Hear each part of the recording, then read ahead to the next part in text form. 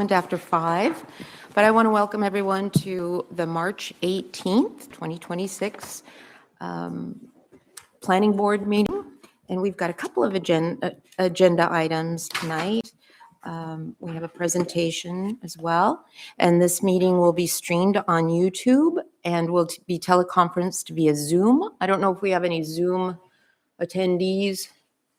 Nope. We may through the evening get some, but anyway, I'd like to start off the meeting by recognizing the planning board members, and I'll have the planning board members introduce themselves. Start. Katie McCrath. Mark Murray. I'm Lucia DeCordray. Tia Anderson. And we have staff. I'm not a planning board member. I'm Jeremy Martin, Planning Development Director for the town. Thank you. I'd And like. conflicts or biases, we're going to get there? Yep. Perfect, thank you. And I think we have a quorum. Is that right? We have a quorum. And does anybody have any conflicts or biases with this application, with any agenda items? Okay. All right, very good. Then we'll start off the public meeting with non-agenda items. If anybody has any comments on non-agenda items, that would be anything outside of the application. Okay, hearing no public comments on non-agenda items, does the board have anything for non-agenda items? Okay. All right, I think we can start the meeting with item number 2. And I'd like to start the pre-application meeting for the proposed site plan, minor subdivision located at 162 Camden Street. The purpose of this pre-application is to review and provide on an opportunity for the developer to explain the proposed plan. And the review will also allow for comments from the board as well as the public that could be helpful to the developer and prior to the expenditure of substantial sums of money on surveying and engineering.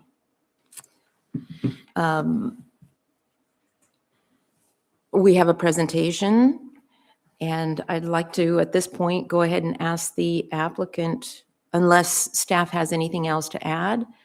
No, other than how we do these, there's a public informational meeting required too, and we do these on the same night. So the pre-application meeting will move forward. The applicant will come up, explain the project.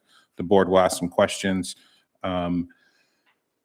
And then generally we'll go right into, after make some findings, we'll probably get into the public informational meeting where the public will have an opportunity to comment and provide some questions and comments to the applicant and to the board. And this will give the applicant and their designers the opportunity to take that stuff into consideration prior to formal submittal. So this is really like a sketch plan type of submittal. It's not the formal submittal. It's not the final plan that will be submitted. It's really a sketch plan type of scenario. So I would turn it over to Andrew Hedrich from Gartley and Dorsky. And for people watching here and on Zoom, I'm going to probably ask Andrew, do you think now is the time that we should just put the plan up on the screen so people can see it and view it? Yeah, absolutely. So I'll have Shenley share her screen in a moment, and it'll come up, the proposed sketch plan will come up on the screen so people can see it. And we also have Joe Rosillo from Maple Street Studios, who's the licensed architect who's working with the applicant on the project. Great, thank you very much. Again, my name is Andrew Hedrick. I'm a civil engineer at Gartley and Dorsky, right down the street. This is Joe Rosillo from Maple Street Design. He is also right down the street. So we are here on behalf of Mr. Jeff Chen. He is the owner of this development. He's running it as Chen Family Properties LLC is what LLC is formed to kind of handle this. But it's a small parcel right on 167th Street in Camden. Camden Street, right around the corner. It's zoned traditional business. It's got 2.44 acres, so it's a smaller lot right on the corner. I think we all know where that is, adjacent from Hannaford. I know we were here a couple weeks ago to kind of point out where the lot was. So it's right there on that corner. What he is proposing to do is he would like to construct 7 standalone single-family residential units on that lot and parcel there. The lot's convenient because there's public water, there's public sewer available right at the street along Camden Street there, so it should be easily accessible to all of that. We have already met with the fire chief. We met with them to review the turnaround at the end of the road. The ordinance requires a cul-de-sac. We often find that that takes up a lot of space, and for small units and limited access, a T turnaround sufficient. He agreed that that would be sufficient for his review. Of course, that comes back to you guys to continue to review that to make sure you agree with him. One of the things he did ask for was a hydrant directly adjacent to the property. Having a little technical difficulty right now. Yeah, I see that. I don't know where to look. Yeah. You take a plan away from an engineer, he's not any good. So if you want to go right to the last page, probably, Shenley. It's got the plan up there. There we go. So there's the site right there. So there's here right along this edge, there's Camden Street. There's Route 1. Here are the 7 proposed units that we're proposing in along the site there. The entrance is going to be about midway down this triangular shaped lot. There's an existing stream along the backside that we don't propose to impact. Everything will be kept 25 feet away. And then again, it's a driveway with just standalone parking for each one of the units. And here's that T turnaround. I've kind of hidden in there a little bit here. We've tucked it into this location. Again, we'll get into more details as we go forward, but I just like to point it out to you.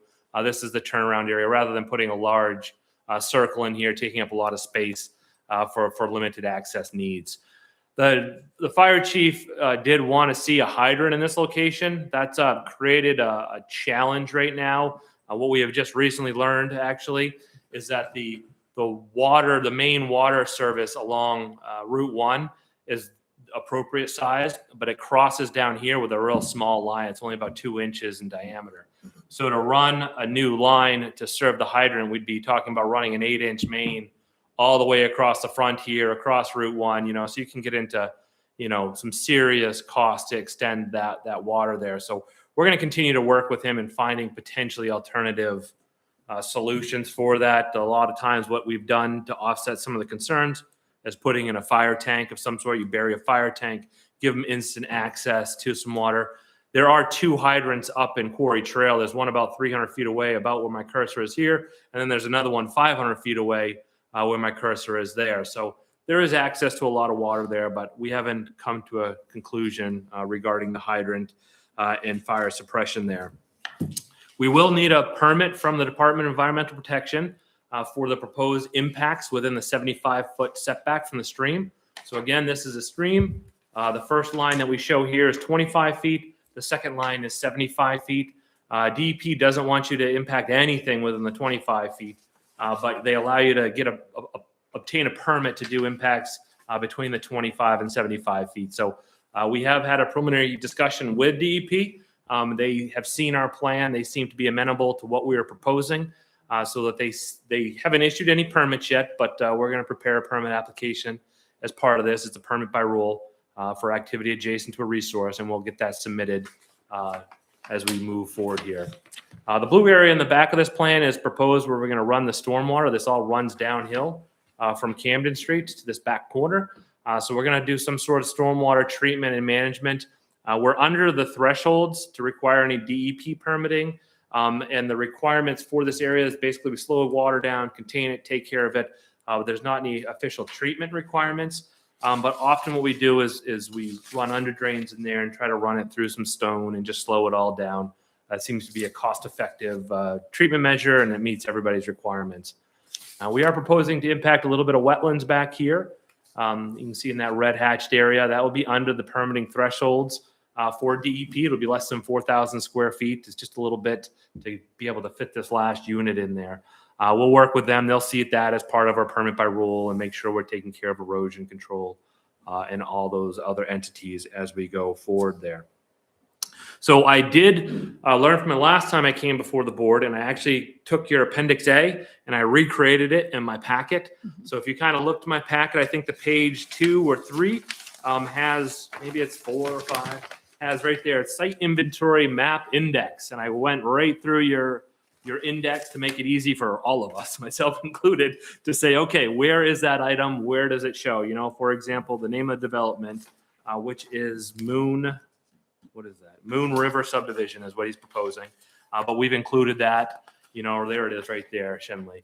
So there's my site. So these are the items that you have on your Appendix A there. And I've regurgitated them, and I've told you where each and every one of them are, just so you can kind of see it quickly. I have several questions I'd love to get into after you guys have a moment to digest and ask your questions regarding some of the design things you want to see as we move forward. But I figured I'd give you a moment to catch your breath if you get caught up in the packet, and then we can start answering some questions here. Okay, thank you. Certainly. All right, so now is the time that we open it up to the public for any questions or comments. Are there any members of the public that would like to come up and speak? Well, come on up and please state your name and your address.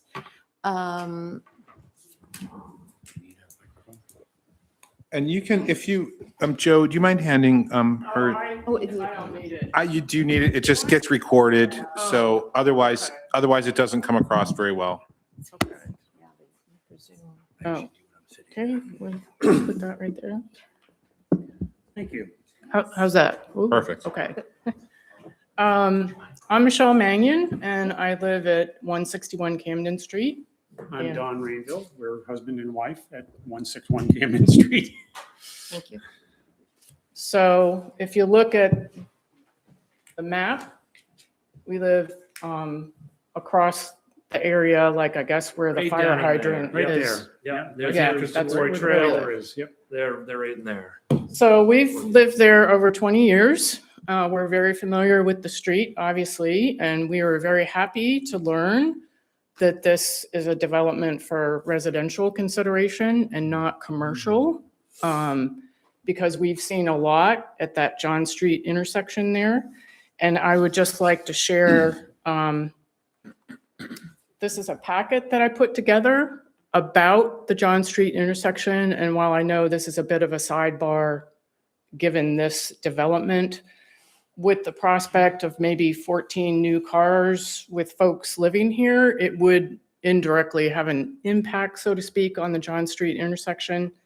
So I'll leave that for the committee. Jeremy, if you want one of these. Sure. Yeah, I'll take one. Do you have enough in you, like, to summarize what it is in this, what you're submitting to us, or no?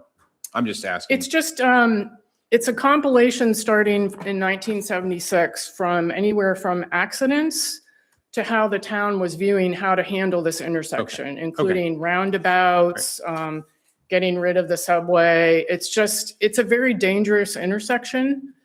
And Camden Street, it may not present that way, but there are lots of walkers and cyclists. There are folks from Quarry Hill that walk on Camden Street quite frequently. And so, we do have some concern about the impact on the street itself. It's not that wide. So that's just, for what it's worth, the link to the John Street intersection. It's a 5-way intersection. Yeah. So, and usually at about Memorial Day weekend, we start hearing the tires screech. And if you've ever tried to make a left onto John Street or Camden Street, especially at 4 or 5 o'clock in the afternoon, the new sidewalk is wonderful, but it has not prevented traffic from skirting around when you're trying to make those left-hand turns. It's a horrible intersection. So there's that point about the intersection. The thing about the 25 mile an hour that we've always been told, and this could have changed over the years because, we've seen a lot, like our neighbor has had 4 cats killed on the street. It might be posted as 25, but when we checked with the state, they said, you can't enforce it at 25 because it's actually 45 miles an hour per the state. So what happens is if somebody wanted to contest it because they were going 35, they could get out of the ticket potentially. So I would just maybe double check that in terms of the 25-mile-an-hour limit.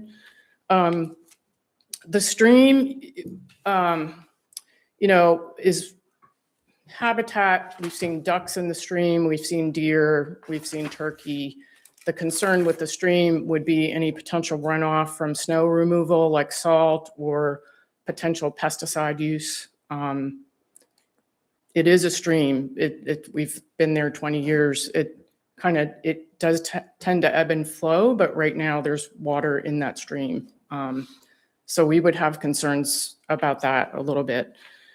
And then in terms of just the history, Don serves on the Historical Society board, and we found several years ago, we were digging a pine tree, and we found this stone gouge, which we had verified with the state archaeologist. It's a red paint people gouge. It's about 5,000 years old. So it's older than the Egyptian pyramids, and we found it on our property about 40 yards away from where this development is going.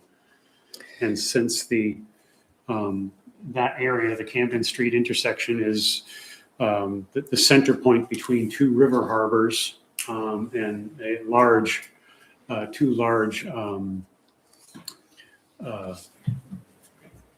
Well, the harbors and then the stream itself, right? So we also found, we won't show it, but it's a big, heavy, the archaeologists actually seem to be more interested in that piece, which is this is half of it. It broke in half. This is half of it. It's a sharpening stone. a sharpening We believe for stone. the gouges. So contrary to what many people might think, 250 years ago, people were not in their right mind. In your right mind, you would not have built down by the water your house.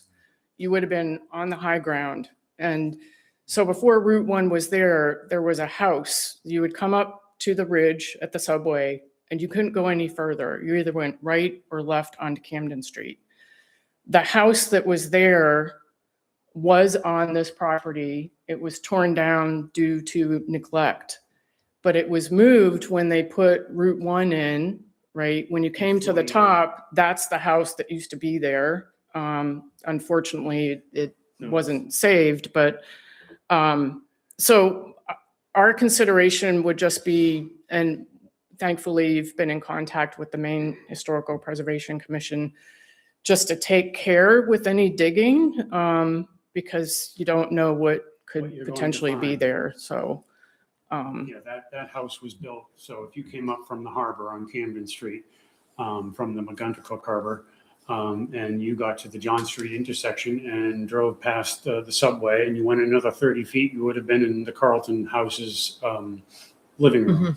and It was then removed in 1948 when they put in Route 1. the other point would just be, since it's the gateway to Camden, and I'm sure the architect can speak to this, that the plans are conducive to entry into a very popular New England town, essentially. So do you have anything else to add? I mean, obviously, being on the historical board, I would like to see something appropriate to the entry, not only the gateway to Camden, but the fact that area of Camden is very old. The John Street intersection, as we said, used to fork. And when you came up from Camden Harbor and it forked one way, it went to Conway Road, and one way, Camden Street itself is actually one of the oldest streets in the area. That was the thoroughfare before Route 1 was there. And so our house the land was purchased in 1799. It's on the Fayal survey map. And so that area, something,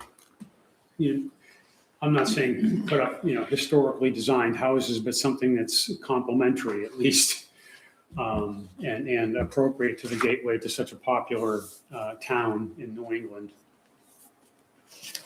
That's it. Thank you. Thank you very much. Thank you for allowing us to speak.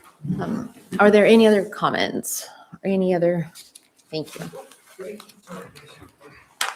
Hi, my I name think is, there's a sign-in sheet right there, if you can sign in there. I'll leave is two there blanks someone- and yeah. sign at the third, yes. And they can get that. Okay, I'll finish that after. Thank you. My name is Joyce Moore, and I live and work at 146 Camden. And I had two things to comment. First, maybe if can we move that up a little so that we can see closer to where the animal hospital is? There we go. So what you can see there is the stream goes down, and where you see the driveway, the two driveways merge before they get to Route 1. We have water coming over that. There has been work to do culverts and this and that. And this last rainstorm, an hour into the rain, the water's going over that. That's not this, nothing to do with this. But I wondered if somebody could speak to where is that drain circle going to go and what exactly is going to happen? Because that stuff is so wet and flooding already that if there's more runoff, obviously the space with no buildings absorbs whatever it absorbs, but it also is running down into that wetland and up and over the road already with doing nothing. So I guess my concern would be when we get a lot of rain, that can be an awful lot of water, and it's pushing all kinds of dirt over it, and that is our problem to continue to maintain that piece. But I just want for that to be carefully considered in terms of that big drainage thing, because I don't understand any of these things at all. But I'm thinking that a lot of rocks in a hole that in theory is going to drain it, it's so wet and there's already so much water. I would just want that to be, this project doesn't need to solve our existing problem, but it would be really nice to not make it any worse, because we still are having problems. If there were a way that it all worked out where it could be made better, that's a big plus. Anyway, I just wanted to raise that because it is super wet. We're already having flooding issues, and we have for the entire time that, I've had this property, and we will get there. Oh, and this is an old picture I can see, but that's okay. It doesn't matter. The second thing, I just, as a point of, how you learn things and you never know where you learned them from and whether they're accurate or not. Ann Keefe and I had been in conversation back and forth because Ann Keefe is the owner. Well, the estate is the people who own it now and are going to develop bought it from Ann Keefe's estate, and Ann Keefe owned the property before and had a development that she wanted to do.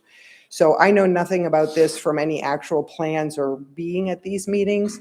But she and I sat multiple times because what I understood or remember her to say is that the Camden Street, because of the traffic and the existing problems that have been brought up, would allow for 2 family, but no more than 2. Anything over 2 would require a Route 1 access, which is why she multiple times and her daughter, who is executor, wanted to purchase, because I do have Route 1 access and could have sold a right-of-way over that so that project could go forward. I wanted to potentially buy the land if I could, would be nice. But when it went up on the market, it sold for more than double its assessed value, and that's okay. Whatever. It's a beautiful, beautiful piece of land as it is. And I don't have any fundamental problems with developing it because it's not actually mine. But I just didn't know. I would love to understand if I misunderstood Ann Keefe on that, or what are the rules related to that? Partly because if that really is a rule and a problem, that would be a real problem for this development if that's the case. And that's all I have. And thank you all for taking the time to do this thoroughly. Thank you. Thank you. Thank you. Do we have anybody else from the public that wants to speak or has questions? Okay, hearing none, we hear from the board. Does the board have any questions before we start deliberations? Any questions of the applicant in particular? Can I jump in Yeah. and just try to help the board on a couple of these things? Just to address, I think, the public's concerns. Mm-hmm. I think it might be helpful in Andrew, if you can, and this is a prime example why public informational meetings and pre-app meetings are what they are. So we can get some of this information from folks like yourself. I had met with Ann Keefe a long time ago, right, before she passed away. And I'd looked at this file before. I am not aware of any of this, the prohibition or the limitation to 2 units, and I don't know where that came from. So I'm just going to recommend that Andrew dive into it a little bit. And I will say that I'll dive into it a little bit further on the town side, but ask Andrew to dive into it on the public works and the DOT side. I know the project like this won't trip a DOT traffic permit. So I'm not sure where that came from, but we'll dive into it the best we can on our side and Andrew's side, just to clarify that. I think that is needed because it was stated like it was stated. I think that's important for you. And I think Andrew will speak to the stormwater side. I mean, the intent of all of these projects is to have a reduced stormwater that is currently off the site. So I assume that's Absolutely. what's happening. So any stormwater runoff that is running down the site currently into that location is going to be controlled in such a way that it is retained and it's slowly released, so you don't get the slug of runoff off the site with all that in new impervious. So that should be addressed and will be addressed by the board. Throwing that out. Thank you for bringing the comments up about the historic aspects and the red paint people. Critically important. I will say I had met with the applicants, consultants before this whole process. This is just part of how these projects lay out. And I had advised them of this issue prior so that it wasn't going to come up and be an issue. And there are some, procedures that are required for contractors when you're doing digging, as you probably know, since dealing with the Historic Preservation Commission. If someone digs and finds something that it may be an archaeological item or artifact, I think they have to stop and they have to reach out to the state.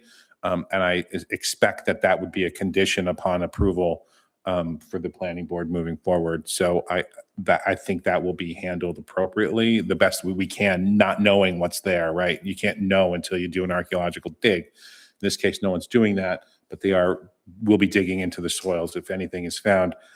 I will assure you that the board will likely make a condition to that effect to address that issue. I think those are the things that I wanted to touch on. I think those are the appropriate things that came up out of the conversation that people have questions about and concerns about. I think that's all. Thank you, Chairman. Yeah. So I think now is an appropriate time, right, for the applicant to answer any of that. Yeah, I mean, Yeah, and this is an informal kind of meeting. The board needs to make some determinations on like what was submitted and is everything is complete and all that stuff. But I would leave it to Andrew to answer any other questions or respond to. Maybe it was brought up here by the public. I think it's appropriate. If we could hear that first. so Yeah, then that way certainly. I When we think deliberate. Jeremy hit on most of the points. So we do, when we look at these sites and we design the stormwater, what we do is we look at the site in precondition scenario, so with nothing on it. We analyze the peak runoff rate that's going to run down off this property here. And then we implement a design that will capture that runoff and slow it down and reduce it at a lesser rate than was currently there. So in theory, we should be able to actually improve the water there because we're going to control that. We're going to release it at a slow way. When I mentioned DEP doesn't have any requirements, what DEP does is they have 2 thresholds for stormwater. They have a quality treatment, and it requires you to filter your stormwater through a special material to kind of remove any pollutants that are in there. And then they have a quantity, which is trying to slow the water down and make sure you don't exceed the peak flow. We're not in either of those scenarios. We don't trip those permitting thresholds. So it falls back to the town standards, and they just deal with quantity at that point in time. So they're going to make sure we reduce the stormwater flow leaving the site. And we'll be able to do that. And what we do is the best method we find is they're called under drain soil filters. It'll be less filtery and more just an under drain filter. So they're shallow depressions that are anywhere from 18 inches to 2.5 feet deep. They're large and they'll be dry in between storm events. We get a big storm event, it'll flush the water down into those areas, into that area actually right there, is where we're proposing right now. It'll all be captured in there, and then it'll slowly be discharged from that location to try to control that peak run. And it actually goes back to another question about the salt and the snow and all the contaminants associated with it. This road will be designed, and a lot of these parking areas are going to be designed so it'll push when that rains and when it clears out and when the snow is melting, it'll push this back to the section. So granted, with snow, we know it ends up being piled everywhere along every road we can find, quite honestly, especially a year like this year. Can we interject something? Just a quick. If you can come up and just talk into the mic. Sure. And I think it's appropriate, informational pre-app meeting to do. Yeah, this my this name's way. Scott Urquhart and I live at 4 Commercial Street, which is Joyce's other building that's on that property. And I was just curious where you guys are going to put that overflow to slow it down at. Further in the corner out at Route 1 are culverts that go under Route 1 that right now can't handle the amount of flow that is naturally happening. When you start channeling water into an area, how is that going to impact that culvert that is already not capable of handling the water that's coming down? Yeah, no, that's a great Thank you. question. Would you mind writing your name I down? don't mind there? at all. Thank you.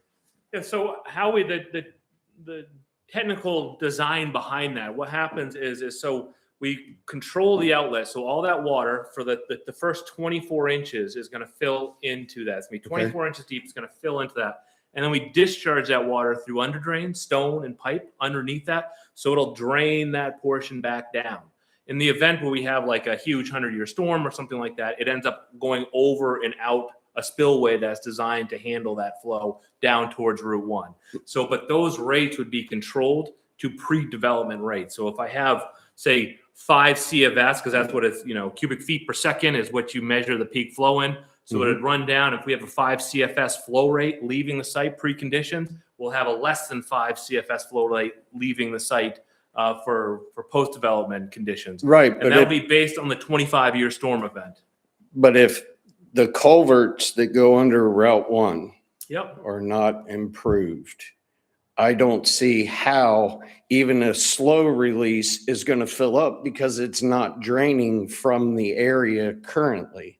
So just putting more water in the area isn't removing it or moving it into the stormwater. It's just going to fill that area and make it worse because the culverts that are there aren't currently doing what they're supposed to. Yeah. So how that worked, honestly, with DOT improved, I hope they had tried to look at some of those things, but how that works is that the volume or the capacity of those pipes is based on a lot of things, based on its condition, its slope, all these things. So you have a certain capacity, and that's measured in cubic feet per second. How fast can water move through that? And when you exceed the capacity of that pipe, that's when they start to fill up and spill. So what we're going to do is we're going to make sure that our site does not increase that flow, that CFS to that pipe Okay. at that point in time. We can't control everything else around it, Right. but we can control our site, and we'll make sure that those numbers are reduced and that peak flow, that CFS number, is reduced before it gets to that outlet point. Thank you for answering my question. And that's one of the approval criteria and one of our standards in our subdivision code that you have to do that. So you have to slow it down from what pre-existing conditions are. One of the other things that we talked about, I think Jeremy caught most of those, and I think I've addressed most of the items, is walkway and access, where there was discussions about trying to connect to this sidewalk along this corner. This is a really tough corner in here, so we could see some significant improvements by trying to work with DOT and come up with a solution to try to connect a walkway up and around into this development.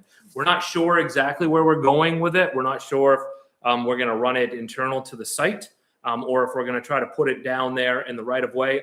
Generally speaking, when I do projects like this, I leave them internal to the site rather than put them on the road streetage due to the curb and the drainage improvements associated that would be required as part of those roadside improvements. So, but there could be a pathway that'll sneak from here down and try to clean this corner up so that there'll be a connection to that, which would help everybody at the end of the day. It just wouldn't be right on that roadside.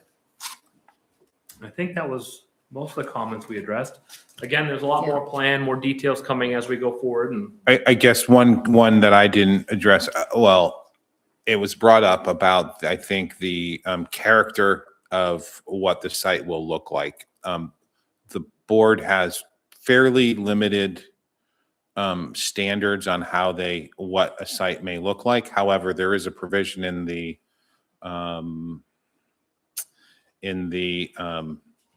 I don't want to call it the mission statement, but of the B3. What's that? The purpose of the zone. It does reference architectural character in the purpose of the zone. It's not in the subdivision code piece, but in the zoning section, there is a section, it's in the purpose. So there's a vague connection to architectural character that the board may try to use or could, maybe.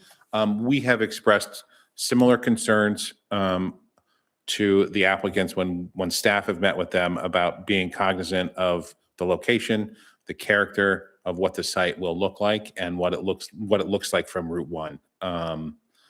I will say that, and I don't know if we want to go there, but I'm just going to, because I think more information is better. I think there was some initial intentions to kind of, I don't want to say cut the site off, but do a fence along Route 1. And I think when we met with them, we suggested that if there is a fence, that it be done in an appropriate way where it's, sections of fence that might be offset from another section of fence, maybe mixed with landscaping, so that it's not a fence line running the whole length, that it's broken up. And so there's some character of that too. I'm just pointing that out because I think your question's appropriate, but I do know that our standards for subdivision aren't really, we don't get into design detail so much and design review. But I do think the applicant has heard you, they've heard staff, and I think they're trying to do the best they can based on what their client wants to. They have a right to propose something that they want to do as well. So I think they're doing the best they can to address those concerns and those issues. Yeah, is it appropriate for me to ask the applicant if they have thought about that or any comments that they might have on that? I think now is the best time so that they can, since we're in sketch plan area rather than, especially maybe in light of orientation of building, maybe that's where you're going here. Yep. Yeah, and I'm not sure if that gets discussed when we're deliberating, or is this the best time? I These are think now's the questions. prime Okay. time to do that. Yeah. Do you have any thoughts on how you're Like looking the at? architectural design, or what do we? Well, we were The talking about concerns, the yeah. fence, or Yeah, yeah. what is that going to, what's your intent on the character of that facade, or whether it's fence or buildings along Route 1, given that it is an entry?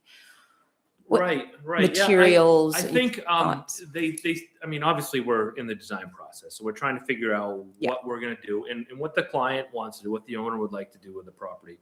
I think they seem to be amenable to some ideas like that. I mean, there'll be some landscaping there. They also want to create their development, so it's a nice development within the development too. They're right along Route 1 there. So there's some benefit to getting some landscaping, installing potentially fences along those sections. We haven't gotten into that. You can see my plan's pretty rudimentary. It shows some boxes, and that's about all it shows right now. But I know when we met with Jeremy and Shenley, we talked about the potential of putting in some pocket fences and some landscaping around these areas. But we haven't made any final decisions. We're still working on the actual design of the units. So there's a lot going on that's still moving around. And I think the next time we come back, we'll have that information, and we'll do our best to observe and listen to the comments you receive. But the client has these visions. They're the ones that want to do this, and we're going to do our best to make sure. I mean, a lot of us all live in this area anyways. Yeah. And, it's valuable and important to all of us. So It's just because the next time you come back is the final. it is. Right. So- yes. Yeah. We just want to make sure that some of these things are really being considered and thought about, and if you've thought about it now. It leads to my question. I have, like I said, a few questions, and that leads to my specific question of what do you want to see from us as far as the building requirements? So as Jeremy pointed out, there's little to no guidance for design standards. There's little, because this is a subdivision. Mhm. So we're, at the end of the day, we're not even like required to show you the building, because that would be handled in the planning and code office for the Right. building permit. Right. We always find it's easier to show you what we're thinking of so that you have the vision and the picture and can make a comprehensive approval. But there isn't anything in there that's required on that. But what are you looking to see and what do you want to see from us that can help this process? So I'll make a quick comment, and I'll certainly ask the board if, or Jeremy, if they have any comments. But, I think from the standpoint of driving up Route 1A, one of the things that would be important to show is if you have any buffer landscaping, if you have fencing, potentially materials, that sort of thing, and how it's going to appear from Route 1. Keeping in mind that this is really the first thing that people see after the Welcome to Camden sign. Right.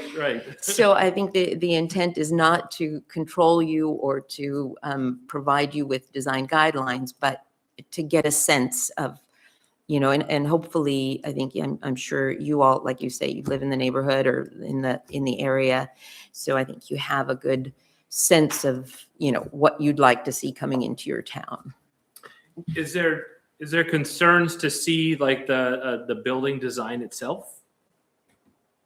I wouldn't say there are concerns, but I think it would be helpful to share Yeah, conceptual. just to see a conceptual, like a elevation. Is that what you're looking for? Kind of the Yeah. elevation plan? Shows like Yeah. a side Yeah. view of the building and Mhm. just some general ideas. I know Yeah. it'll help Joe significantly to understand what he would like to prepare Right. for you guys to see. Again, like I said, 99% of that's going to end up in the planning office and code office to review ultimately when they go for the building Right. permits individually. But we certainly want to show you and give you an idea and give you what you want to see. Sure. So, Yeah, I think that's helpful. I guess Yep.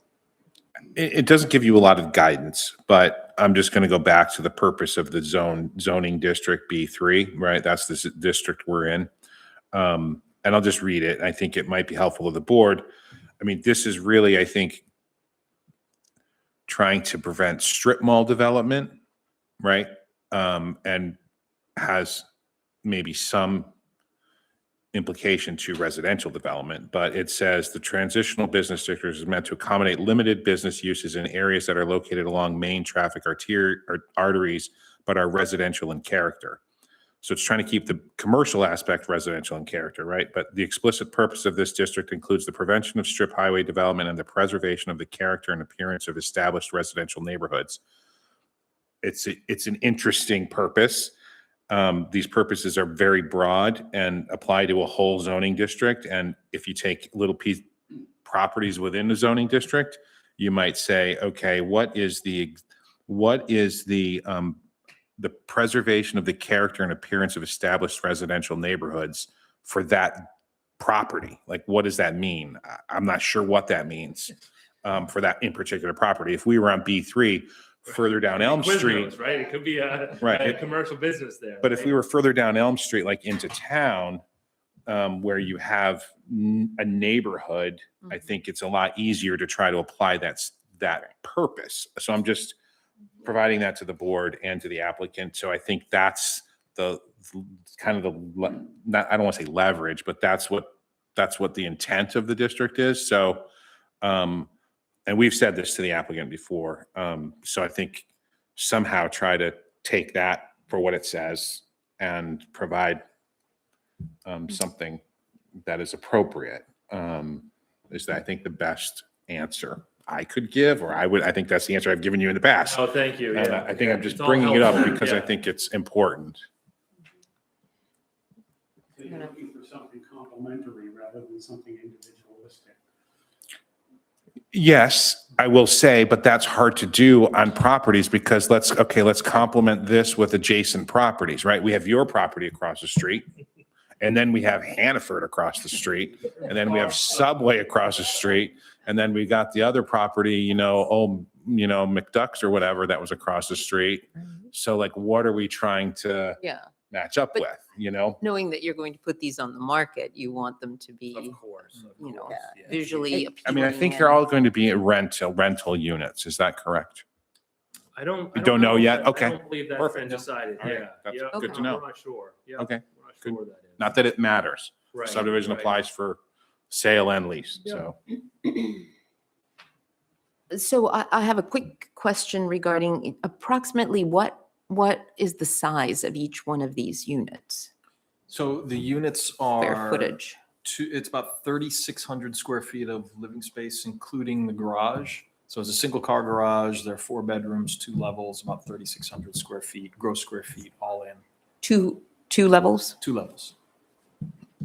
So like a 1,500 square foot footprint roughly, or 1,600 square foot? It's larger 17. because the way that, and we've just started developing the plan so we can put it into the site plan, portion of the second floor is vaulted in the living Okay. area. So the first floor is a little larger than that. It's maybe like just over 2,000 square feet and then 1,500 or 1,600 on the second Yep. floor. So the other question I have is regarding the layout and the orientation of some of the units. Just, and I know, you know, we have very limited purview here, but just from my experience, from an urban design standpoint, there's a couple units here that sort of face front to back, where you have the very top unit, that one, the front of it turns onto the back of the other one, and they're pretty close together. So, you know, there's public and private abutting each other, which sometimes tends to not work so well in practice, from when you get the residents in there. That one is that way, and I didn't know if you had any thoughts. I know that is a fire turnaround, the middle one right there, where you've got yep. But if there's any way to put that lower so those two share, you know, so they're front to front, basically. I don't know if that works or not. Yeah, but- absolutely. So this is the crude engineers, you know, Yep. approach at the building. So we're gonna default. Joe's gonna get a handle on this, and he's gonna be like, okay, all right, let's make this look nice and turn things around. So we put the boxes on the plan. Joe makes it beautiful. So honestly, we put them on there trying to be aware of how to get into the garages and access. There's Absolutely. a significant grade change across the site. Yep. So we looked Yep. at the grades more or less, and we'll work with Joe trying to Yep. get these beautified, if you will. Yeah, to I be just better didn't- than our boxes. Right. No, that's not the point. My point was, you know, is it possible to take away that amount of, in turning these around, is it possible to take away that amount of impervious surface? Oh, in the Because- and then you that could drop it turnaround down there. lower. Yeah, You know, so, and, yeah. That's the standard. This T right here. Mhm. That's the standard for a fire truck, an emergency vehicle. and a bus. understood. Just wondering if it could be shared by two, then It- you could turn it around. Oh, I see. If we put another one on this side too, right. Like if we had access. No, if you put that lower. If I Put Take it- that and rotate flip the it to house, other you're not side of talking about the that unit turnaround, that's or in you're- front of- I'm talking about putting the Turnaround turnaround units. in between the top two. Oh, Or the right. bottom, And again, we'll certainly look Yeah. closer at this and again, using kind of Joe's expertise, what he wants to see there. But it came down to grading. We try to use the Sure. front of the house to be able to catch the grade because we can transition 4 or 5 feet of grade change over the front to back of the house. If we do it in reverse, we have to bring a vehicle down there and then try to get the vehicle back up into these Got it. units. So it becomes a little challenging, but Got it. I suspect the final may not look exactly like this. Or we'll, perhaps, yeah, we'll get them twisted and tweaked in there to make them look nice, and Gotcha. we'll be aware, and they'll be grading on it, so you'll be able to see why we ended up having to face some of the common areas. Ideally, I understand what you're saying. It'd be great to be able to have private areas out behind each one of them, and driveways shared, but sometimes it just doesn't work. and same goes for the very first one. Right, There right. that, seems like that could be aimed towards the road, but I That was just had another great thing. We have to questions make on a whether. that was- 10-foot grade transition from here to there. Mhm. So to get our cars down in there, if I put a driveway off, now all of a sudden I have to put that building 10 feet in the air Sure. to get into it. So It is. It's a very challenging site. It looks nice and open. It's a nice field out there. And when you look at it, it doesn't, it's nice. You could just put some units out there. But all of a sudden you start looking, you're like, that's at 10, 12, 14% grades, which are steeper than like a standard road would be. So it becomes challenging quick. Yes, and it's hard to tell, with just Oh this yeah, drawing. all you what- have is a what- box how it and works. some blue lines on there, so, but we'll show all the proposed grading and give you elevations. So and it'll make more those- sense. Those were all the questions I had. Did anybody have anything else before we actually close well, I do, and I'm just bringing this up because, again, we don't have the opportunity like you do in a major subdivision where we have a preliminary plan review. I'm thinking about more on the stormwater side of things, and I think I'm going to recommend to the board to, and I don't know how you do this, it's really about the phasing of construction, and I had mentioned this to you previously. This is a 3 acres parcel, right? Yeah, roughly? 2.44, I think. 2.44, and outside of the area, outside of the area by the stream, sites like this generally can get all opened up at the same time. And I think I've had plenty of experience in the past, and I think specifically here in Camden, when the school project was being worked on, where the contractor opened up the entire site to do the ball fields and do the renovations the addition at the school. And that created a significant problem. And with the grades that you have, I need you to be cognizant of that. And I think come up with like a phasing plan of some sort so that, like the road gets put in. I don't know how you want to handle that, but I With think, construction notes, so I can do a construction sequence note and I can attach it to the documents we submit, whether it's on a typical detail sheet. So that's very common. Here you're applying erosion control, you're gonna roughen your road, you're gonna stabilize these areas, you're gonna put in units 1, 2, and 3 and stabilize those. And we'll work with the owner and figure out what he's envisioning so that we can at least control that. yeah, I think that's going to be critical. And I think probably, I know, this is a little different than the Nordhaven one, which which was the way it was, was approved the way it was. But I do think having a third-party inspector monitoring stormwater during construction is going to be important on this site. And I'm just saying that we don't know who the site contractor will be. I mean, it might be the owner himself. I just have no idea how that's going to play out. And I think we need to make sure, if you want us to handle those inspections on our side, I can go out there every time it rains, but I think that the owner's probably not going to want that. So I think it's something to think about that the board will be, I think, contemplating as they move forward with the final approval. There might be some conditions that a third-party inspector is brought in to make sure that erosion control and stormwater is managed during construction. That's the hardest part of all these projects, as you know, is during construction. Absolutely. So I know in the past, the board has allowed, when we use, say, third party, like what third party, So I know for Nordhaven, for an example, I know Gartley and Dorsey provided that third party. and I have no problem with that. I have no Or a problem. design engineer, but I figure who's best to watch what's being constructed than proposed. people that And I have no design it. problem with that at all. And I'm fine Yeah, with that. yeah. I just wanted to bring it up because I don't want to bring that up on the final, because then No, the final, you come for final approval and then we're like, well, we need this, we want this, and we want you to address this. No, I and then- appreciate it because we can talk to the owner and get his Mm-hmm. reaction to that and be able to be prepared to respond. It's a sensitive site, and we've heard it from neighbors with the stormwater drainage problem. It's a high visibility site. I can just, my head spins when I see sites like this, if they're all wide open. And, and we've got the big storm event and, we're relying on town staff, myself and Clint, to go out there to get the contractor to make sure erosion control's up and maintained.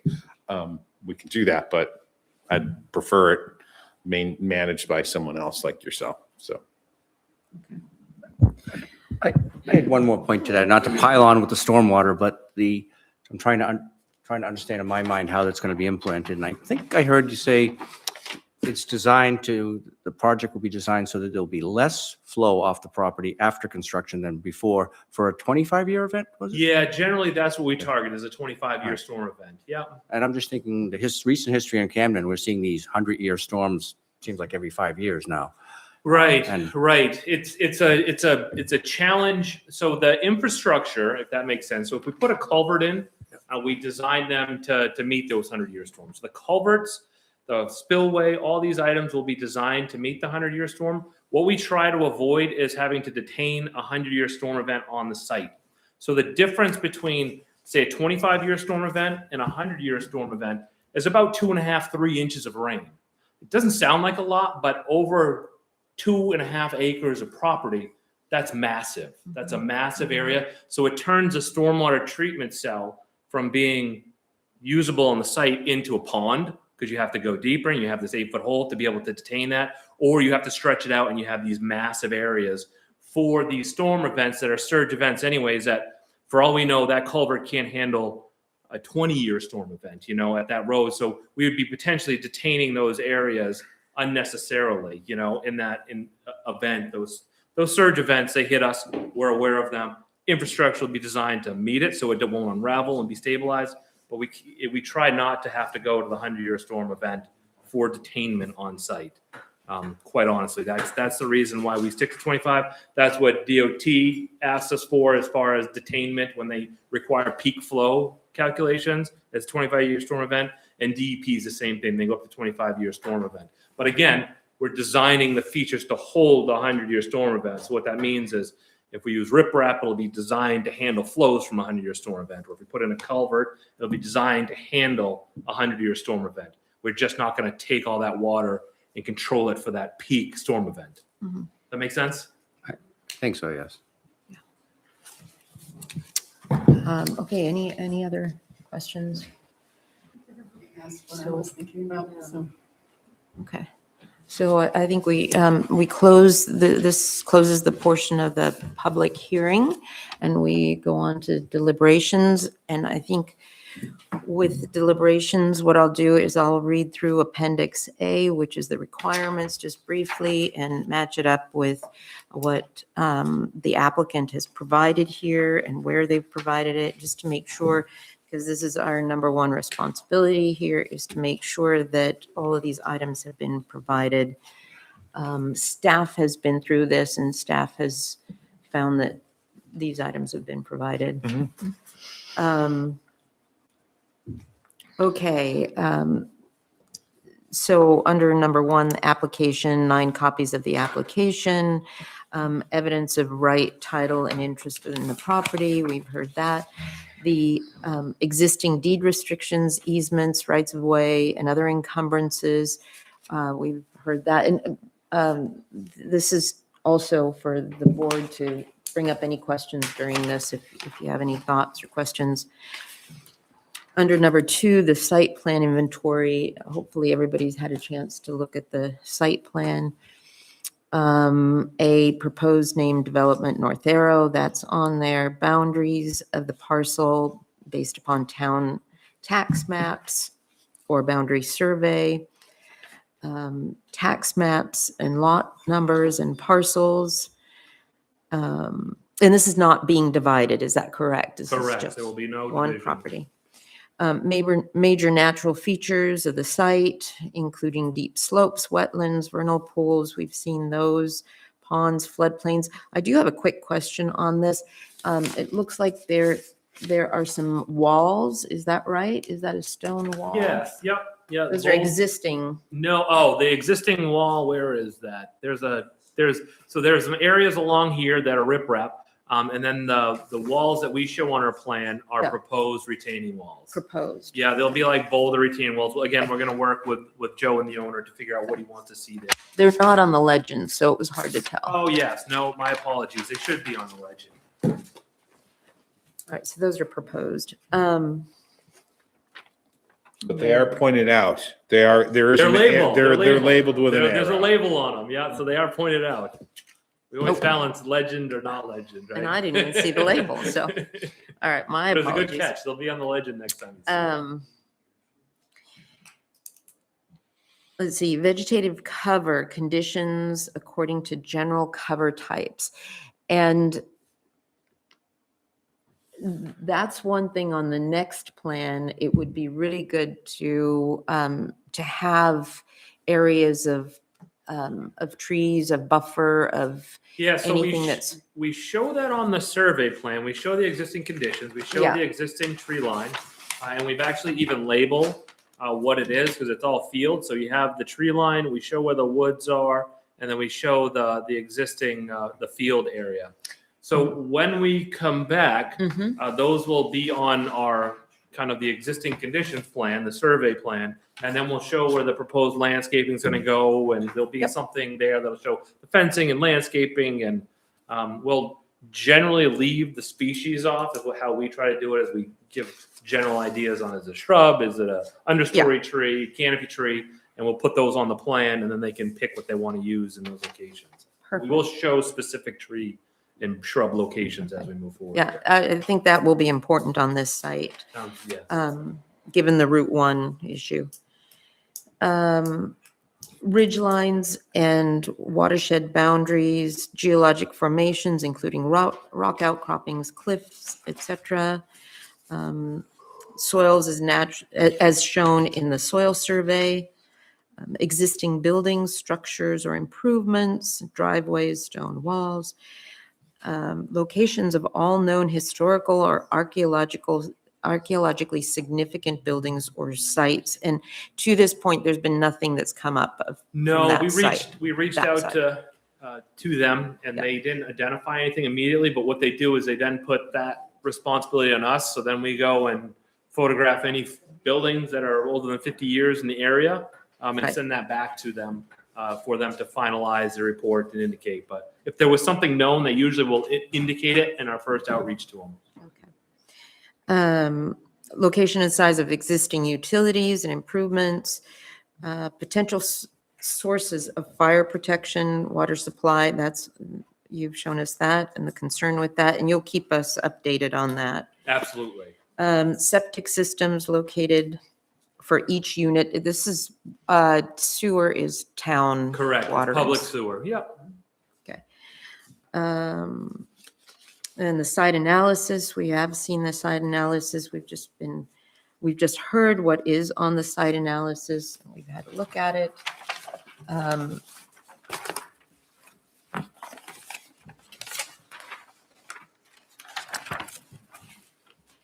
Number 4, conceptual sketch plan, 9 copies of the sketch plan to determine which areas are well suited for proposed uses and which are not, and that's been outlined on there. Which areas are suitable for on-site sewage disposal? That's not a factor here. Which areas are potential open space or have potential open space value, scenic areas, aquifers, etc. Which areas are to be subject to off-site conflicts or concerns such as noise, lighting, and traffic? We heard a little bit about that from the public. Waivers, any waivers? We have seen and heard that the waiver for Rockport to join into this was not Oh, necessary. the joint meeting, yes. Yeah, we Yes, didn't they talk have- about that, but they did the same thing. They Yes. approved that and provided a letter indicating that. Right.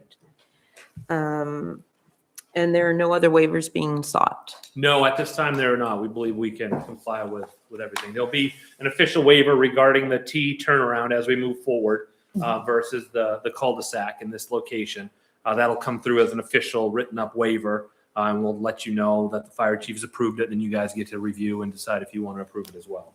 Okay. Do you see any challenges with that, since we're talking about it? The only one that, that I mentioned is if there's any way to actually use one of the other existing drives, but Right. but you mentioned that grade wise or whatever, but when you're doing your design, you might be able to? Yeah, we'll have a look certainly at that? look. Yeah, it's challenging because one of the caveats is you can't do any parking on it either. So you can't extend it. You know, a lot of times, like with these, we'd like to kind of tuck a couple of parking spaces on the end, but then it becomes part of the turnaround and people hang out too far. So we can put them off to the side, but not on it. But yeah, we'll absolutely continue to look to see if we can minimize the impervious area out there and utilize, you know, another. That's why this one doesn't have one on it, quite honestly, is because we needed to put turnaround and parking right at the end of it. So it would push that even closer to the stream.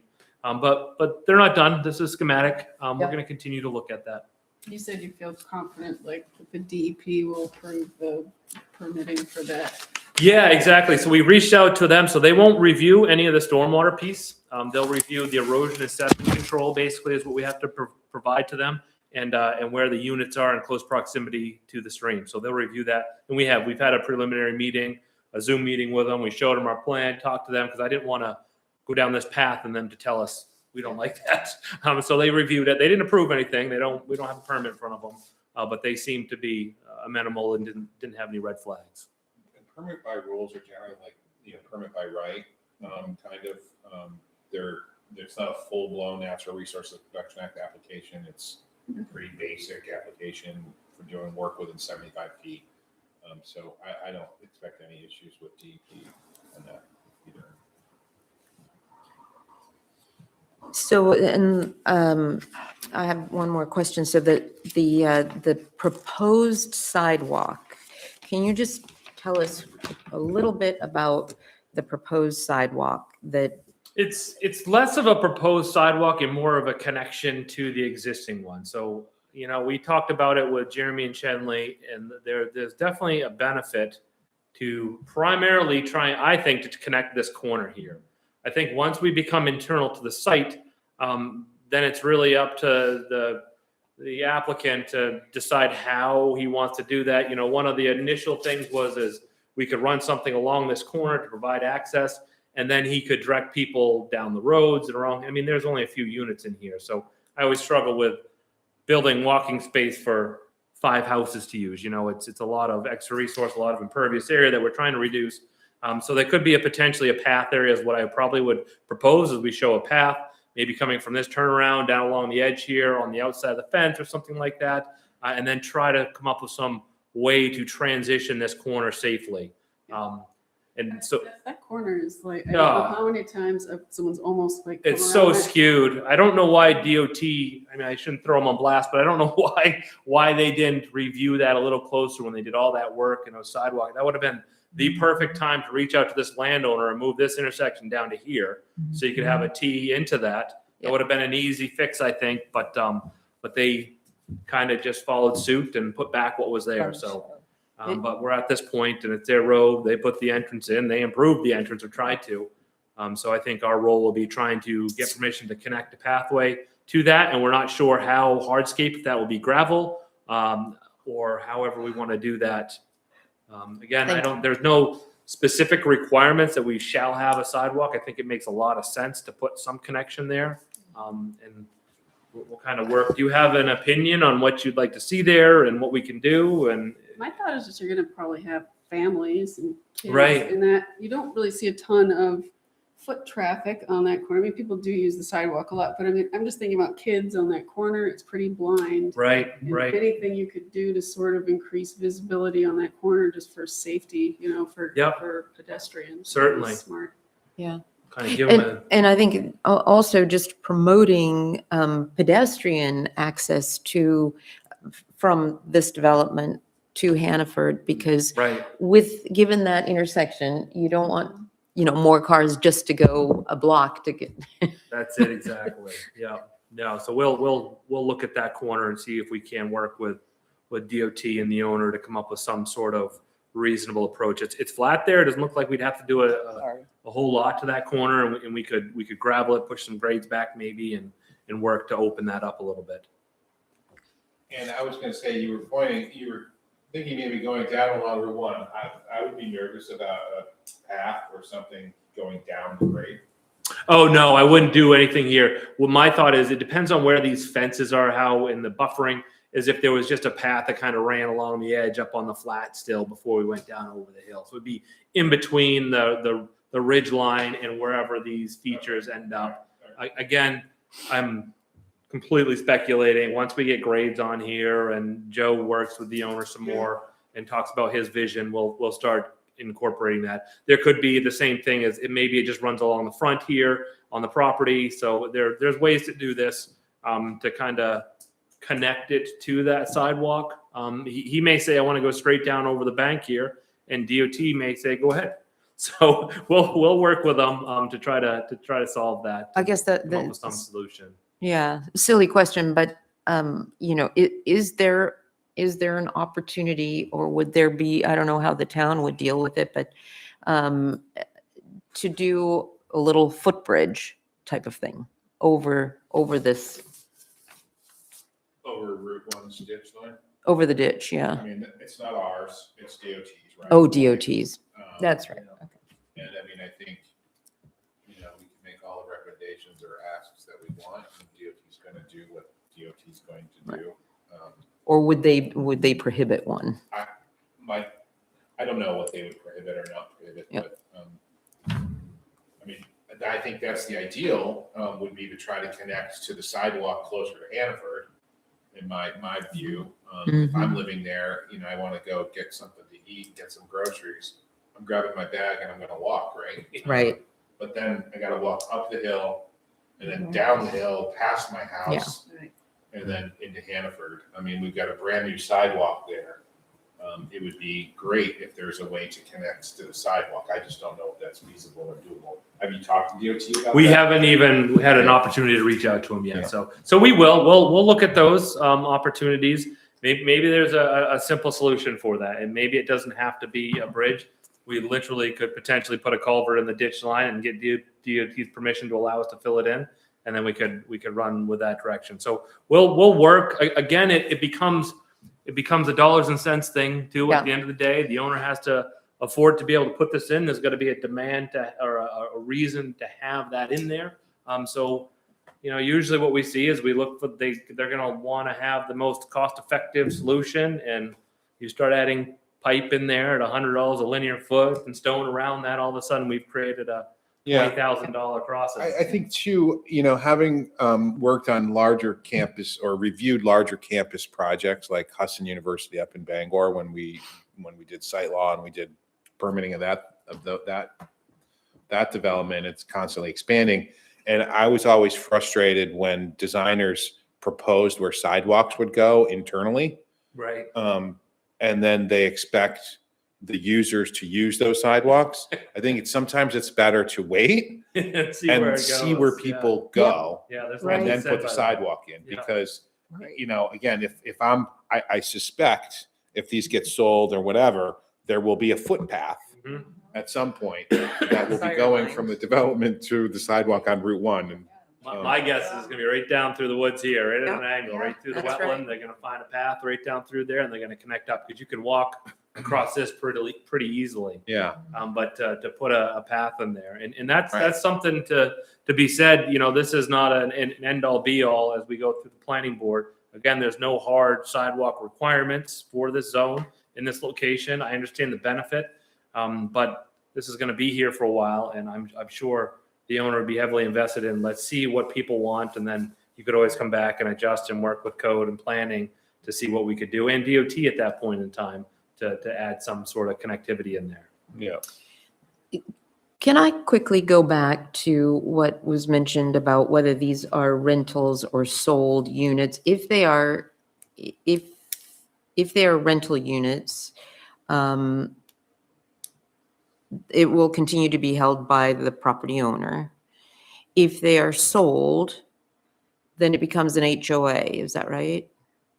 Yeah, there would need to be a homeowners association that's established and a condominium plat that would identify where the ownerships would be. So depending on what we generally do is we have them prepare if they're gonna sell these outright, we would include a draft copy of the homeowners association covenants. So we would provide the board with a draft copy of that. If he's gonna own them and they're gonna be family members, we wouldn't produce that because he's gonna own them outright. He's not gonna sell them.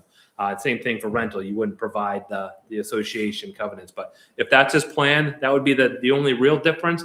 The review part's not much different, but that piece would come into play as you have the ability to see that and review. It's not so much you would review it, but you just know that something's been established. This is what will go into effect after the subdivision's approved. And like stormwater maintenance and all that stuff It would be in there. It there. would be in there, talk about the road and all the ownership portions and what they're actually owning. And it gets into, some of those details and. So since we only do, since it's a minor subdivision and there's only the pre-app public information meeting that we have now, and then it jumps right into final, how are you going to handle that? Because I heard that he may be selling them. So if that's the case, then Yeah, those if there's a documents should potential be of- included, of right? Selling them, then we'll put that in there. And if he decides he's going to own them outright and it's going to be family members, we wouldn't provide it at this point in time. It wouldn't be necessary, quite honestly. But when he moves into the condominium and has to create a plat because he wants to sell it off. That's where the surveyors and lawyers step in, and they're like, you need a plat, because to sell one of those units, you would have to create a plat, and a plat is basically a plain plan that just shows unit locations. Right. And then there would have to be a unit plan that would actually show what the person is purchasing. So all those would be prepared, and then those would be attached to the condominium documents and covenants before anybody would be able to even buy them. Like the lawyers, attorneys, banks, everybody would stop it without those parts and pieces in So there. Jeremy, what's the process of that? If we approve I was just it going to as a- ask the question. I'm not sure the process on And that. you don't review any of that. Well, I was going to say, it's odd to me that we wouldn't review it. Like there would be zero review of that. Is that not an amendment to an approved subdivision? No. And even though requirements for, say, stormwater maintenance are now being transferred from one person to another person, or 7. Yeah. So that New would be people. wrapped into the condominium documents. So that would be prepared for that item. So what the. So then I guess I because would, you're going to approve the location of all those units to be sold. You're going to approve that in Would- your subdivision review. Would there be conditions? right, that's what I'm thinking, that the board may add some conditions on that, if that's the case. If these are to be sold, So then any condominium document must include X, Y, and Z. oh yeah. I mean, all your things that, ordinance- all yeah, things your that you're ordinance gonna says that, do yeah. anyway. Yeah. But like, again, in Nordhaven, they're all being sold. Right. And those are documents that we are all part of the approval. They have the stormwater maintenance stuff in there and the requirements in there built in.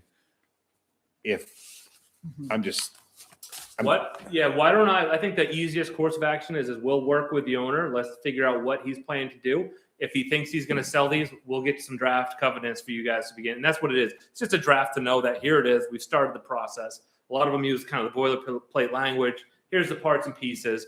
Your maintenance agreement's already part of this. That will be handled independently, and it'll be referenced in those things. And if he's not going to do that, then we'll work with Jeremy and make sure that we're all on the same page here before we come back for the planning board, and we'll have the appropriate information, whether it's that or not. And like, especially I'm thinking of like things like if we're not going to do the 8-inch main, right, Right. for the sprinkler system, and you're going to do underground fire storage, Water tank, yep. Mhm. like, how's that being maintained? How's that, I'm just like, over time, if these things get transferred to multiple owners, that owner's like, I have no idea anything to do about this fire tank, we need to make sure everyone's covered, not only the town, but the owner, the future owners, are somehow protected, so that everyone knows what they're buying into is that they have a responsibility to maintain the road. They got a responsibility to right. maintain the fire, tanks that are underground. I mean, these are some of the things that I think sometimes subdivision reviews on municipal side don't cover, and should address these things in a better way. I just think that broadly. I'm just pointing that out. I think, because once that road starts people complain, right? Yeah. And oftentimes they complain to our office Right. about things. And so if that road, say 15 years from now, this is all built, and people don't sometimes people, don't even know their neighbors oftentimes anymore, right? And like, the road starts to fail, who are they going to come to? They're going to say, town, my road's failing.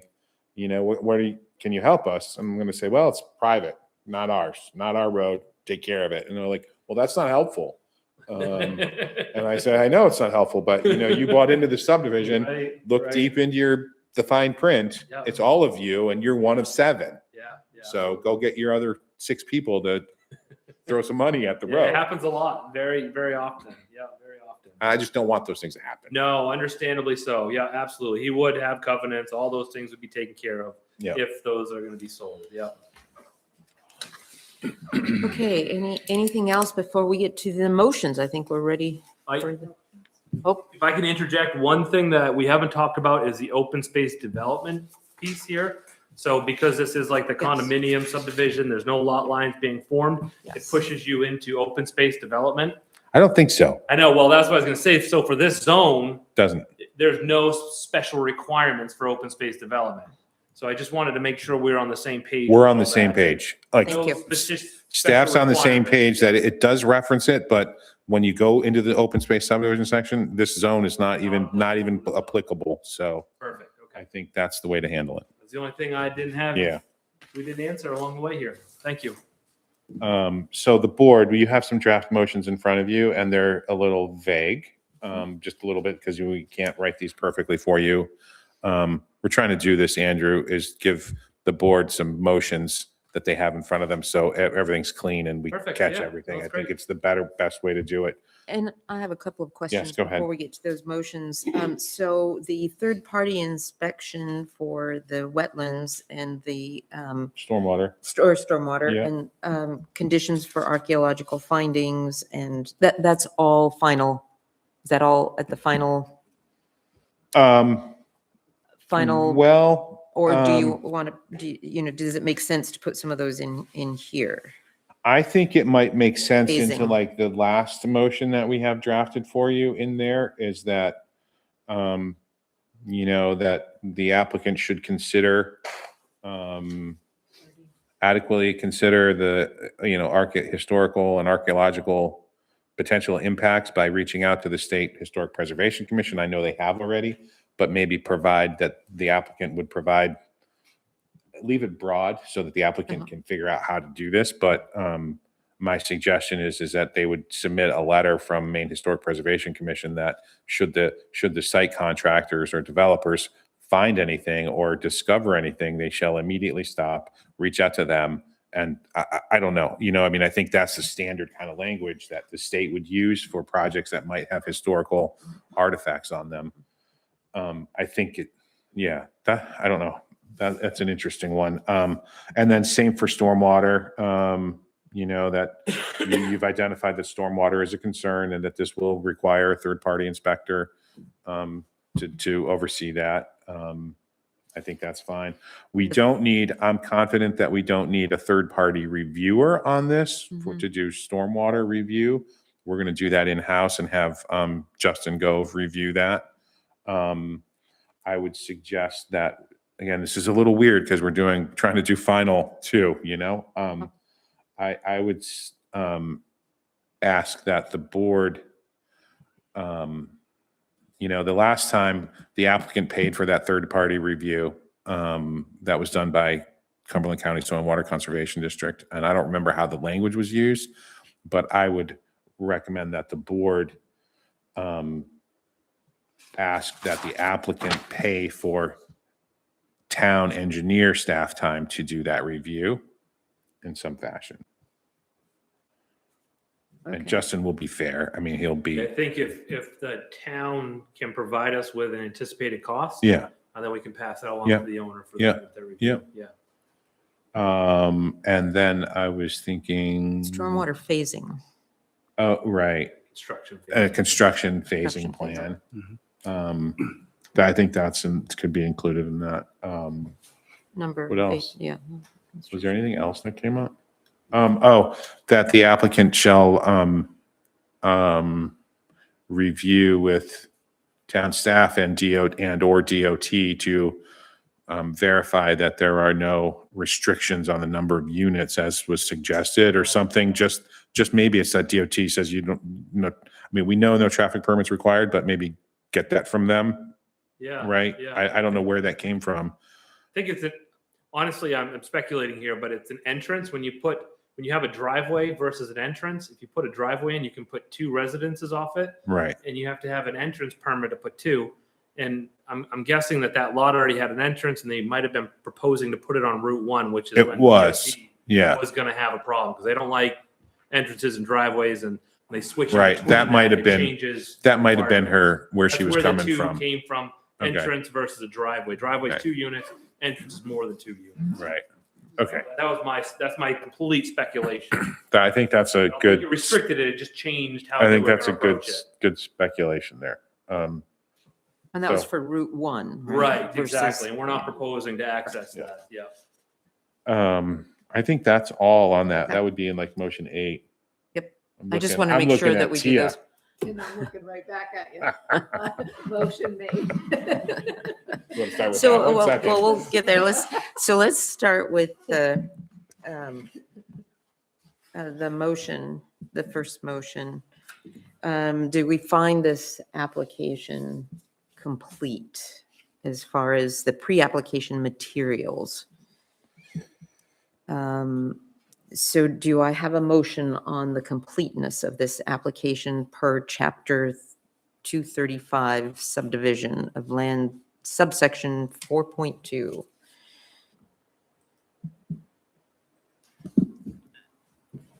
I make a motion that we find this application, the application for a pre-application meeting is deemed to be complete as required per chapter 235 subdivision of land subsection 4.2 pre-application meeting as presented by the applicant in our packets.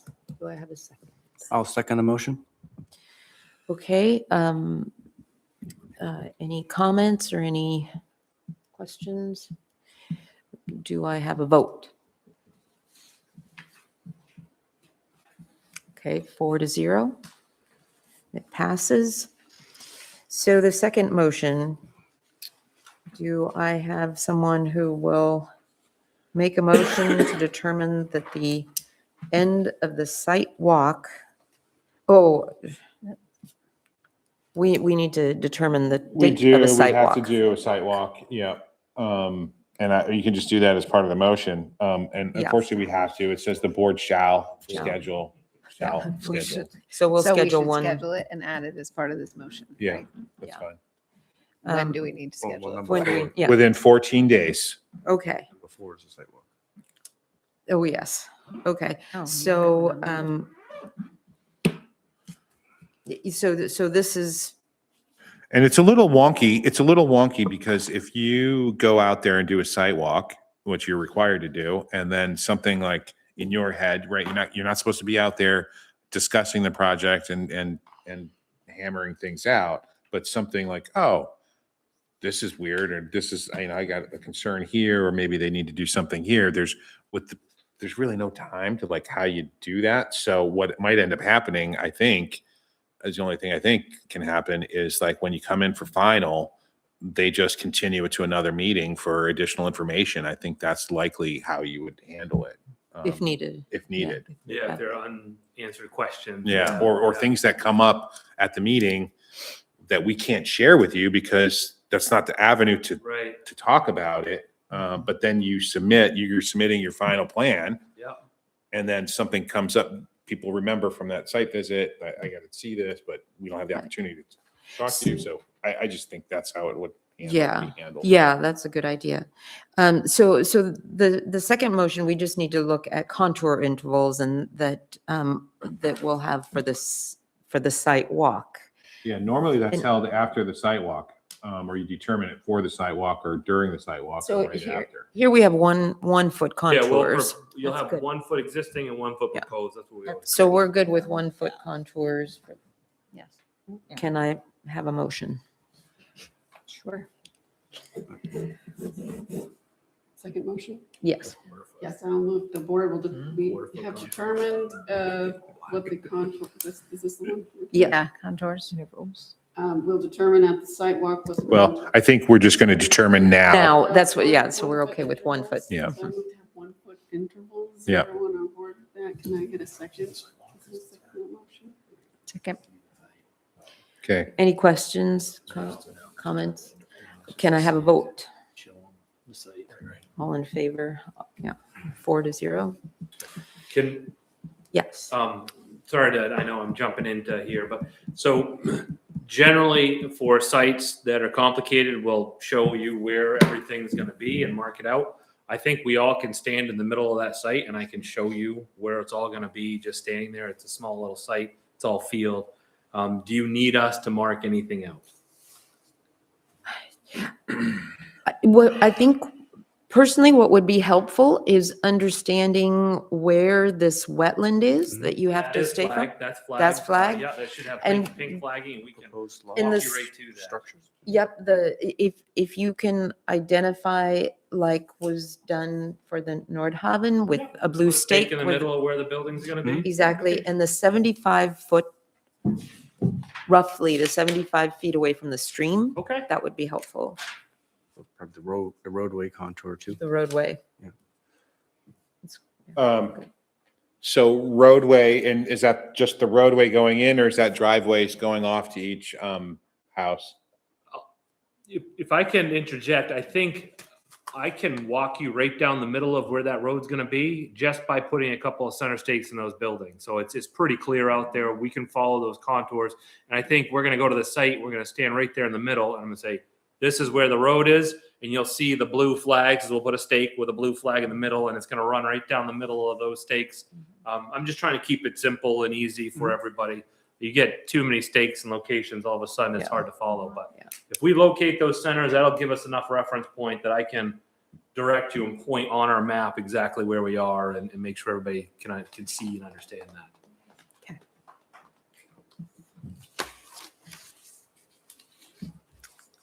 Okay. So, yeah, we have no additional submissions, right?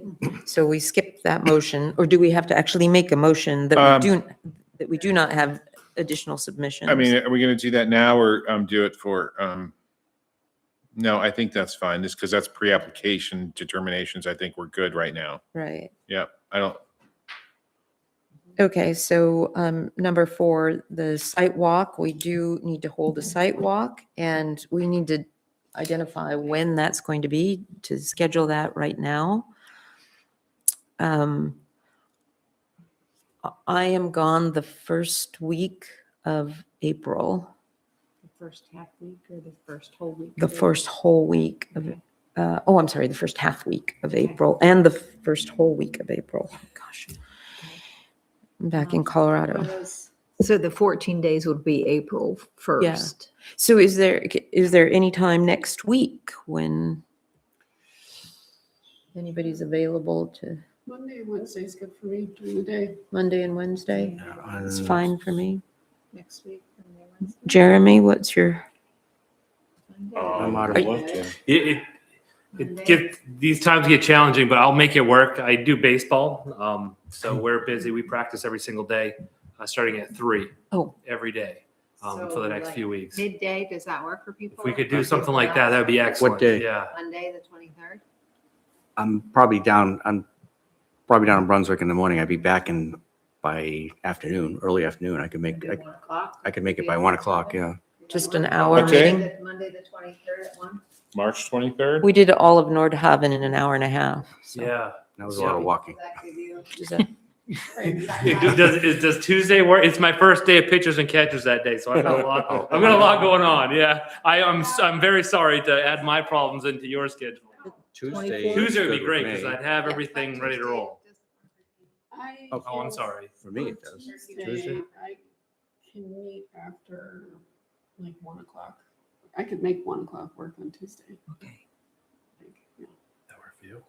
I could make 1 o'clock at the business expo, but I could do it. Okay. Again, I don't think there's a lot there to look at, so if we Right. need to slide it. Thank you so much. I greatly appreciate your flexibility. 1 o'clock on the 24th. Okay, so can I have a motion for that date and time for the sidewalk? I make a motion to hold the site walk at 162 Camden Street on March 24th. Thank you, at 1 PM. Second the motion? All right, any questions or comments? Can I have a vote? 4-0, that passes. All right, motion number 5, the board requests, or to retain has the. I guess this one, Do I we would, need to, I would just say that the board requests that, or make a motion that the applicant will work with the town to utilize the town engineer to review stormwater and shall compensate the town as such, or something like that. Got that? yeah. So moved? So moved. There you go. Perfect, Do we have a Thank you. second? Second? perfect. Comments or questions on that one? Can I have a vote?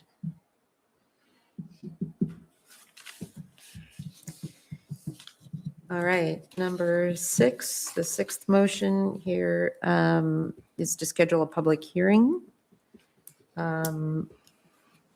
for, When's the public hearing?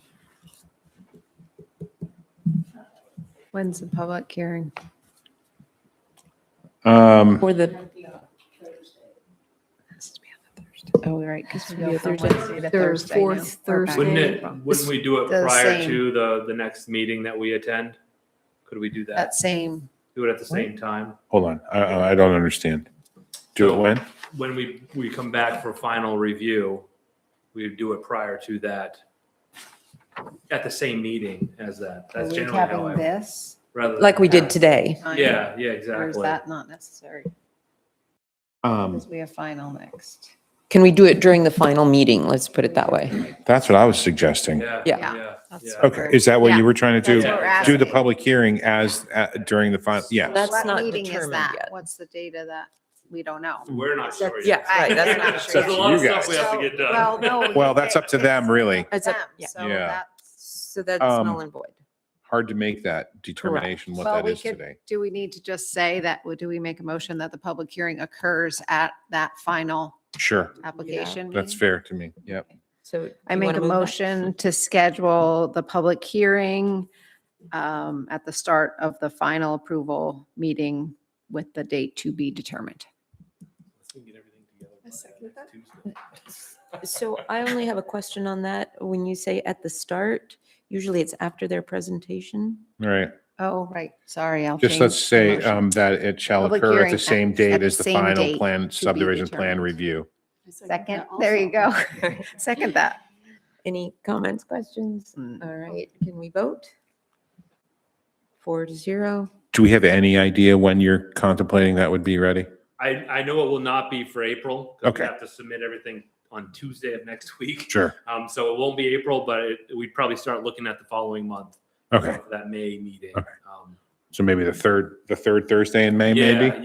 yeah, that's probably where we had a. Preliminarily There's a lot there. so- shoot for that one? And the challenge with that one is, I think, our biggest concern is making sure we get our stormwater stuff done in advance so that we can give it to the engineer to Yeah, yeah, review yeah, too. yeah.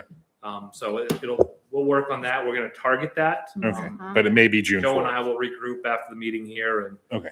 make sure that's realistic. Okay, Okay, so on we go to the next motion, which recognizes that there are no waivers or submission submission requirements requested. Do I have a, I make a motion that recognizes no waivers of submission requirements have been requested as provided for in 237-476. thank you. A second? Second. Okay, any comments or questions on that? All right, can we vote? 4-0. All right, and finally, this is the little more complex, this motion, because it plugs into it several items, right? yeah, I think you could be very broad, and because you can rely on what was said at this meeting, I think So you need to address the historic archaeological piece in some fashion. DOT traffic permitting section, just to address that one comment that was brought up today. And it's really DOT, but also town. I don't know how to handle that one. We'll handle that, but just traffic or access permitting, just say maybe that can be the way. And then the stormwater, third-party stormwater review, that will need to be considered in preparation of the final plan. Can I I think just? that's all I have. Is that right? Yeah, that's right. It's those three. Can I just specify one thing regarding the archaeological considerations, that the site contractors be made aware there could be something. I mean, I know they all go into this knowing that if they find something, but just to be, particularly cautious that there might be. And I think We can put it in general notes. I think yeah. it would be helpful for the Historic Preservation Commission to chime in on that, on what a contractor should be maybe looking for. Mhm. I mean, pretty amazing stuff that we saw here, two things that are Yeah. 5,000 years old Yeah. right in front of us. But and certainly I think if any of us came upon those, we'd be like, oh, this is something. But as you're sitting on an excavator and there's like rocks moving around, That's my. right? Yeah. Yeah, like, how does that play out? Exactly does that work? Because. Right. I'm pretty sure you're not gonna Yeah, be able to discern. How do you? yeah, you dig the. That's expensive. Oh, yeah. Right, oh, yeah. So generally what I've seen is they just dig with caution. Mm-hmm. They dig, it's an excavator, it's a big machine. They're going to do the best they can. And they just have to be aware of things as they pull them up. I would They're pretty good. They see what's in those buckets when they're pulling it. I've seen this happen before where they dug into like a shell middens pile it was completely covered. And as soon as they hit it, they stopped. They saw something was there. They stopped. There was an archaeological dig that actually occurred at that one. So they're just aware of those things, and we'll make them more aware. We'll have notes on our plan, part of the construction notes that they're aware. They have to report to us, the town, and the historic. We'll handle all the other parts and pieces. But I would recommend reaching out to the state and actually We see certainly will. Yeah. what kind of guidance they give contractors and include that guidance in the we can certainly do that. Okay, so this is kind of a three-part I motion. wonder if that guy actually used it to sharpen any current knives or anything. I would try, right? Be curious. Does somebody want to Sorry. attempt a motion for this? Who's bold enough to attempt a motion? Draft it out first. So first we have the third party, the third party inspector that was taken care of in a previous motion. No, that wasn't. What was taken care of in the previous motion was the stormwater review was Okay. the stormwater, the third-party inspector during the projects. I think just be Okay. prepared to include that stuff, similar to what was done in Nordhaven. I think that's what they need to do. So, Okay, so the third party inspection. and can I ask a question again? And are we going to expect,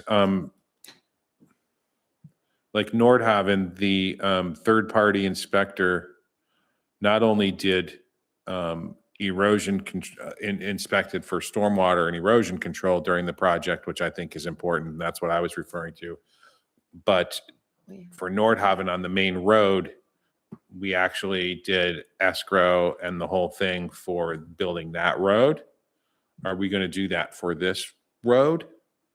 Just the road, not the driveways off the road. I'm just asking the question.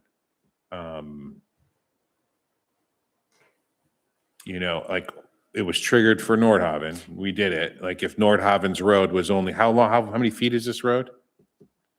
Oh, I'm just curious. I'm gonna guess 400 feet, Uh-huh. somewhere in that range. Again, So are we going to seek a third-party inspector and require them to submit, As built. what's that? The challenge, it's more of the performance guarantee Right. approach. So it's a performance guarantee, and it's in place to make sure that the project is completed and if it's not, the town has the funds to step in and finish it.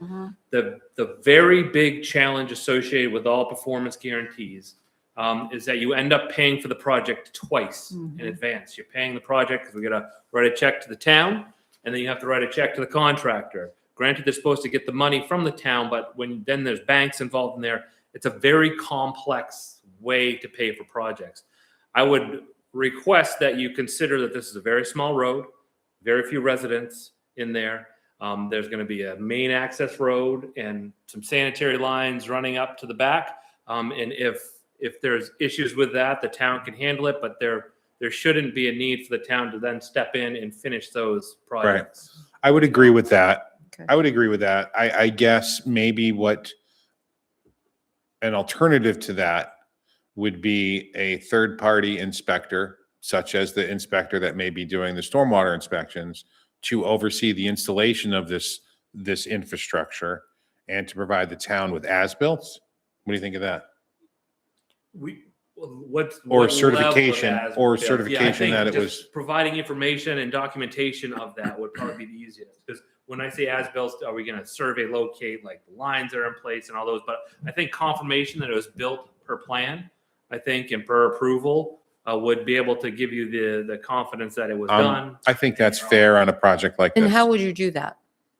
Visual inspections primarily. Okay. So we'd be on site visually inspecting pieces and parts that are going in. You know, usually we would tell them, hey, when you're going to run the electrical trench, when you're going to put in any of the sanitary, notify us so that we can oversee that. And with the requirement of the third-party inspector for stormwater, it's all going to be part of it anyway. So you'd essentially be stopping by the site up to a couple of times a week. If there's some questions that come up anyways, you'd be more than that. And then you'd be there before and after any major rainfall event that's there. So you're in and off the site. And again, it's almost walking distance from our office. So I'm sure we can make it to the site quite often. But that would be much easier. I'm sure the owner would greatly appreciate that approach rather than having to handle the performance. So I guess, so we're looking at archaeological, historical piece, figuring out the traffic permit Stormwater or inspection. access. What's that? What'd you say? Stormwater inspection. Stormwater inspections and third-party stormwater inspection and third-party infrastructure. I don't know how to word Review, that. yeah. Infrastructure inspections, as discussed Okay. today. Can we do these as 4 separate motions? Or do we want to do it all 3 conditions as one? Issues and then go bam, bam, bam. 1, 2, 3, I 4. think you do. Okay. You can do one motion and identify all 4 items. Conditions? Yeah. Okay. And they are going as conditions, right, of the final approval? Well, that they will be, and so, well, the last 2, the stormwater and infrastructure will be a part of the approval, like the final approval. That'll be a condition of the approval. The archaeological piece, Will satisfy. we're going to be, Satisfy. they're going to satisfy in the plan and ahead of time. So there's no reason to do that as part of the approval because that will show up on Okay. the plan itself. Yep. And then the traffic thing, that's going to just play itself out. And I don't think you need to do anything with that in the end. Okay. Okay, so can we have a motion to provide the 4 items as discussed? One of those being the third-party inspector for stormwater And One- infrastructure, and infrastructure.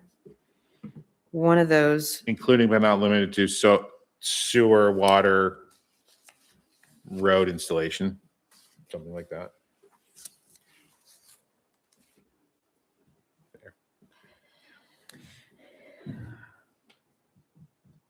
And Installation. assessment of access permitting requirements, something like that. assessment, And Hmm. addressing the historical, archaeological concerns. in notes to the, in, That will Contractor. include information from the Maine Historic Preservation Commission on how to handle construction sites.